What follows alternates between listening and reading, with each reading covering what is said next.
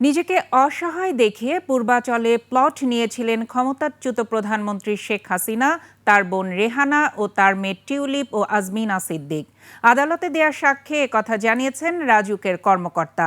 তারা বলেছেন, প্রধানমন্ত্রীর কার্যালয় থেকে প্লট বরাদ্দের নির্দেশনা দিয়ে চিঠি দেয়া হয়েছিল।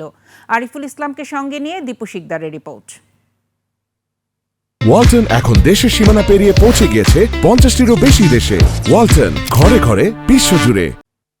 রাজুকের প্লট পেতে নিজেদের ভাসমান, অসহায় ও গরিব বলে পরিচয় দিয়েছিলেন শেখ রেহানা, রাদওয়ান সিদ্দিক ববি এবং তার ছোট বোন আজমিনা সিদ্দিক রূপন্তী। আদালতে রাজুকের 3 কর্মকর্তা জানান, নিজেদের একাধিক প্লট বাড়ি থাকার পরও মিথ্যা হলফনামায় তা উল্লেখ করা হয়নি। ঢাকার 4 নম্বর বিশেষ জজ আদালতের বিচারক মোহাম্মদ রবিউল আলমের আদালতে বৃহস্পতিবার রাজুকের উপপরিচালক মোহাম্মদ মাহবুবুর রহমান, সহকারী পরিচালক অসীম শীল ও উল্লাস চৌধুরী প্লট বরাদ্দের দুর্নীতি মামলায় সাক্ষ্য দেন। রাজুকের পক্ষ থেকে রাজুকের 3 জন সাক্ষী এসে 3টি মামলায় পৃথকভাবে তারা সাক্ষী প্রদান করেছেন। পরে দুদকের আইনজীবী বলেন, প্লট বরাদ্দের হলফনামায় মিথ্যা তথ্য দেয়া হয়।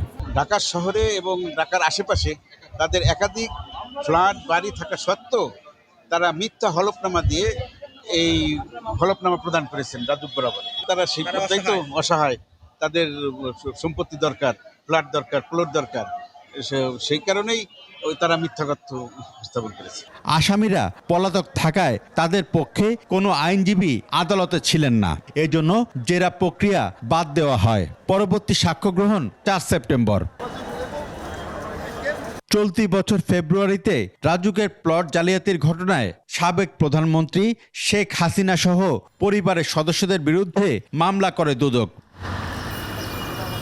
দীপু শিকদার, 21 টেলিভিশন, ঢাকা।